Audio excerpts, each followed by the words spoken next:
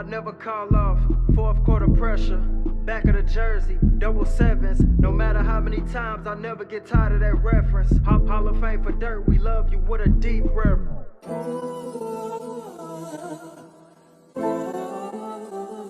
Hi, this is Luka Doncic. Hi, I'm Kyrie Irving. And you're listening to the Mavs Step Back Podcast. They waiting on my fall off, I'll never call off. Fourth quarter pressure, back of the jersey, double sevens. No matter how many times, I'll never get tired of that reference. Hall of Fame for dirt, we love you with a deep reverence. Backcourt nasty, I wonder who gon' check him. Cuban did his thing when he went and got number 11. I still got his picture on my wall at 707. Feel synonymous with Kyrie, how we both train with aggression.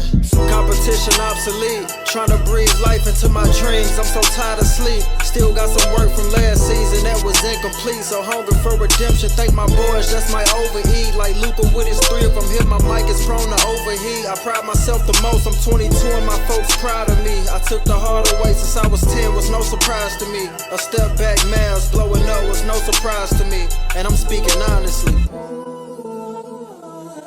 7.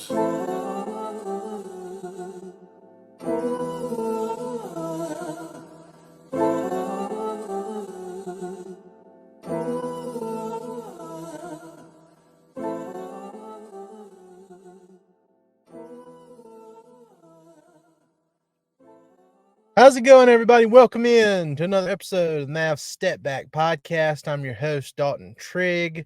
I've just gotten off of work a few minutes ago, hence the hat here. So, this is kind of a last second decided to do it. I wouldn't call it an emergency pod just because of the nature of the trade stuff that has come out. It's not like solid reporting that the Mavs are going to do anything yet, but we've got some stuff to talk about because we're now less than a month away from the NBA trade deadline, which will be on February 8th. And the Mavs, they've been linked to, a handful of guys, most notably Toronto Raptors forward Pascal Siakam. He is 29 years old. He's on an expiring contract. He's set to be an unrestricted free agent at the end of this season. He is very good. Let's see his numbers this year. He's averaging 22 points per game, 6.5 rebounds, 5 assists, shooting over 52% overall, only 29.7% from deep, but he does most of his work inside that 3-point line, and we know he's a capable defender as well. Just very versatile. I would argue he's probably the best player on the trade market this year, who at least among guys that will actually be traded or could be traded. So with all that being said, and I just wrote this and published it on DallasBasketball.com, according to one betting site, it's really multiple betting sites, but I chose to link one of them in my piece. But the Mavs are considered the favorite as far as trade odds go. So, they have the top odds to pull off a trade for Pascal Siakam if the Raptors trade him at plus 150. Second was the Memphis Grizzlies at plus 250, and then the Indiana Pacers at third at plus 450. There were talks about the Sacramento Kings having trade talks with the Raptors for Siakam the other day. Those fell apart. The rumor was that, it was going to be Harrison Barnes and draft compensation, but Siakam would not agree to a contract extension with the Kings. So that's supposedly why that fell apart. And, I personally thought Siakam's been listed with or he's been linked to the Pacers and the Atlanta Hawks for so long.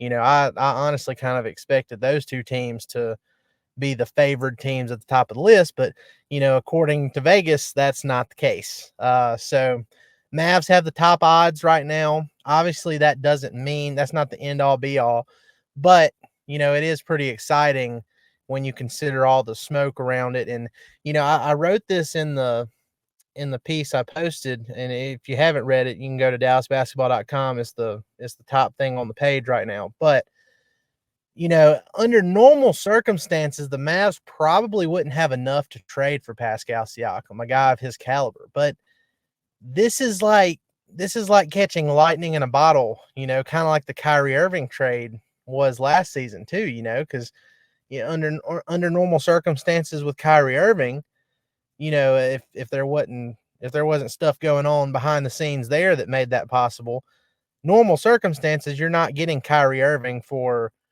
Spencer Dinwiddie, Dorian Finney-Smith, and a first-round pick.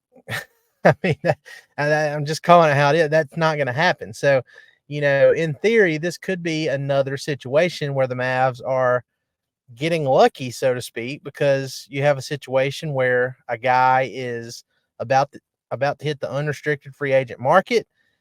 He has so far been reluctant to sign a contract extension with anybody that might potentially trade for him, which obviously that affects what a certain team is willing to offer to get him in a trade. And then, obviously the Raptors don't have to take just nothing for him. They could just say, okay, we'll just ride it out to free agency and see if we can re-sign him ourselves. So,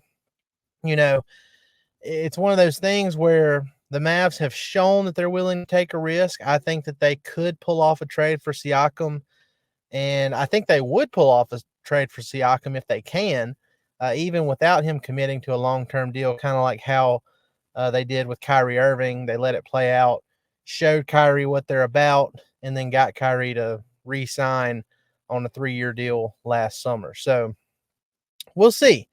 It's very, very interesting. There was another report by Yahoo Sports, Jake Fisher.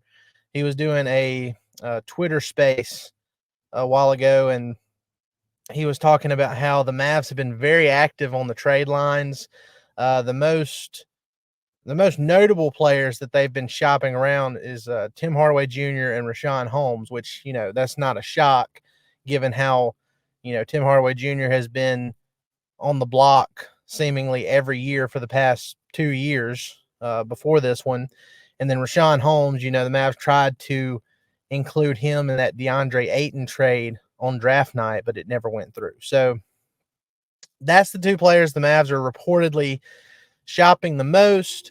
I think if you're going to get a guy like Pascal Siakam with that kind of return going to Toronto, you're probably going to have to give up draft compensation along with it to make that happen. Even with the circumstances of Siakam's contract situation and all that, I just don't think Toronto takes Hardaway and Holmes by themselves for Siakam.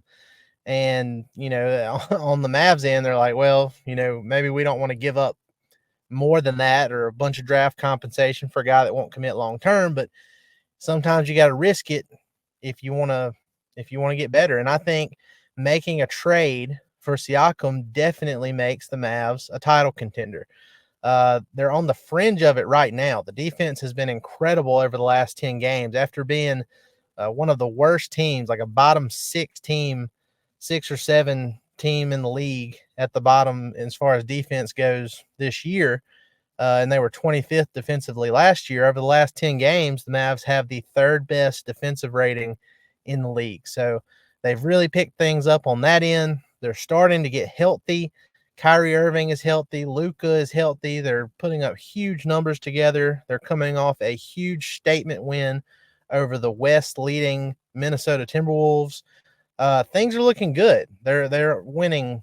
They're on a 3-game win streak heading into tonight's game against the Memphis Grizzlies. And unless something just awful happens, that should be a 4th consecutive win because the Grizzlies are just injury riddled. I mean, Ja Morant, after coming back from 9, he came back from a 25-game suspension.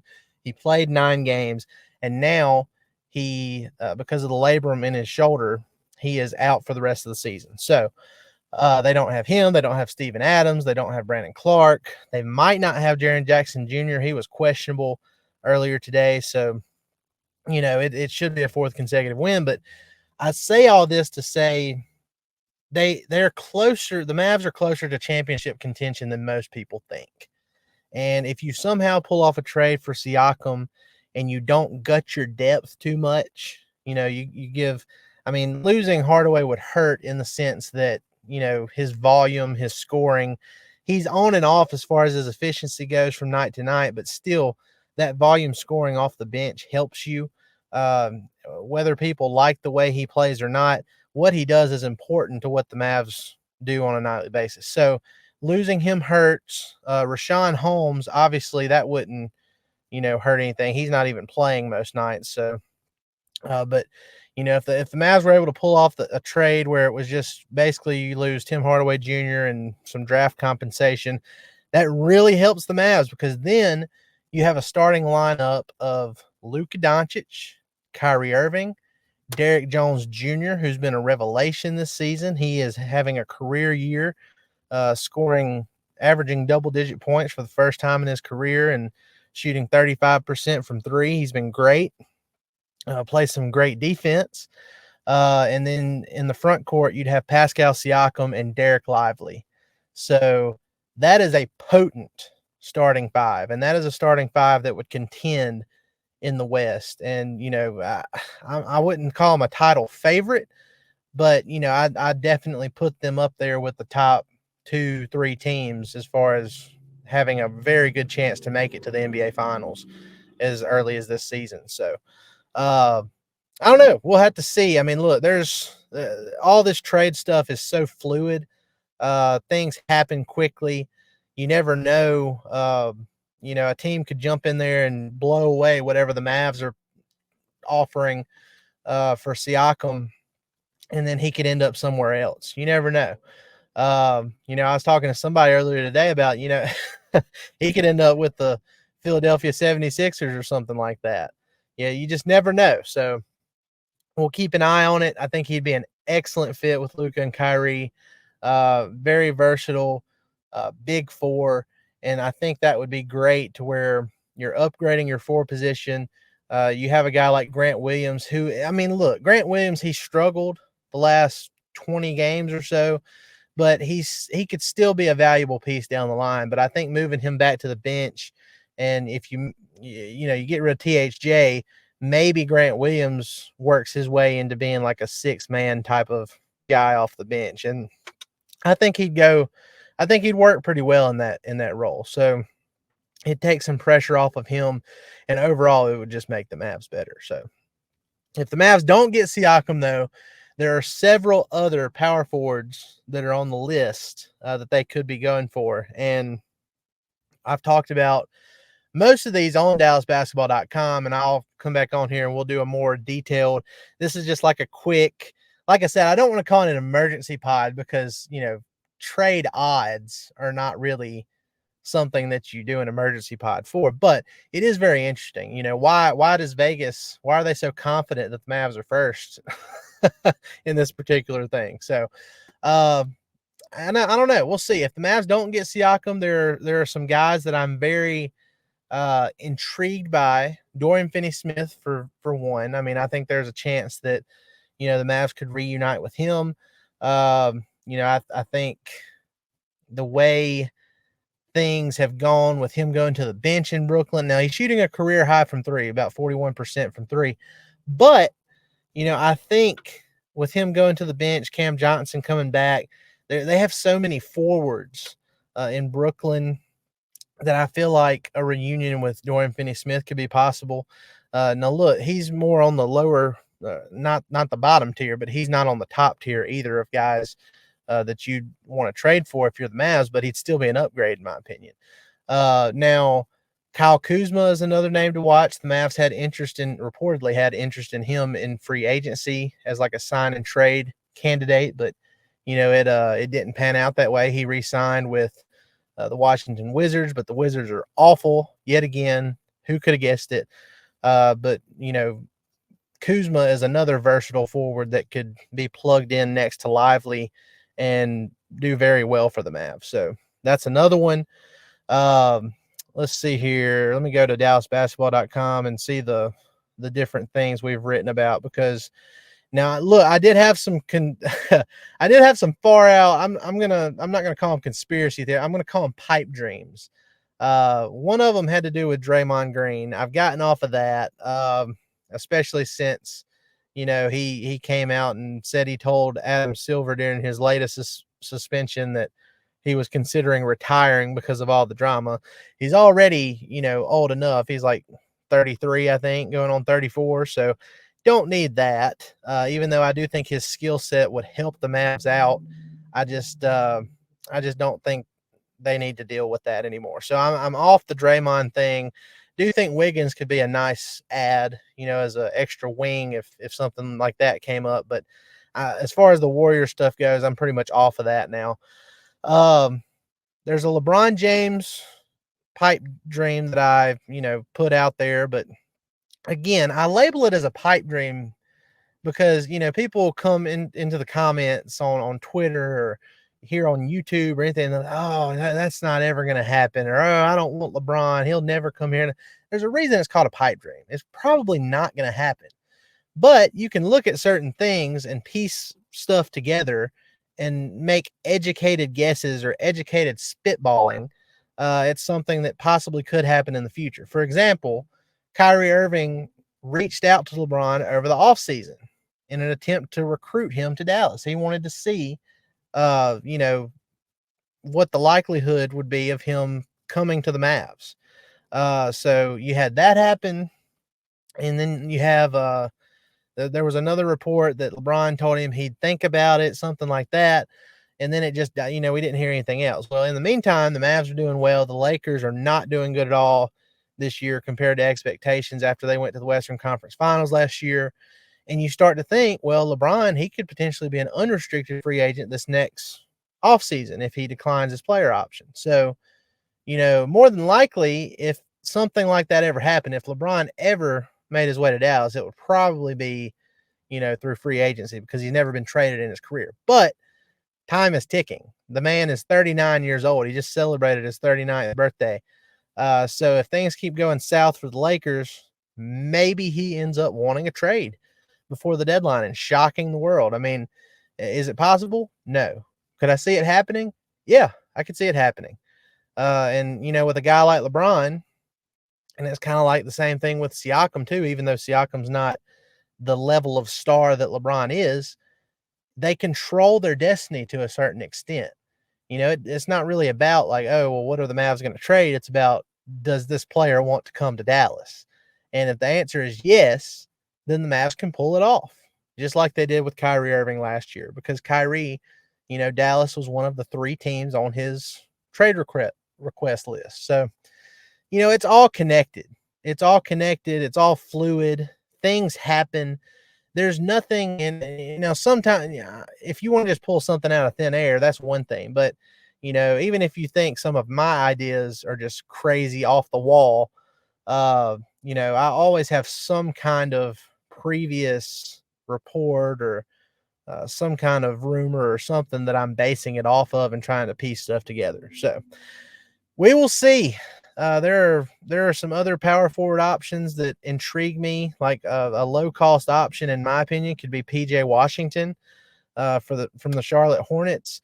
I thought the Mavs should have had some interest in him as a sign and trade candidate before they got Grant Williams over the summer, and the Hornets had interest in Grant Williams too. So PJ Washington, I think he's the better player over Grant Williams, but Washington has not had a good season for the Hornets either. He's been kind of underwhelming, based on what they expected from him. So maybe there's a trade that could be worked out there to where you get PJ Washington, and, if you want to add another experienced wing, maybe you can try and pull something off for Gordon Hayward, who will be an unrestricted free agent after this season as well. So, we'll see.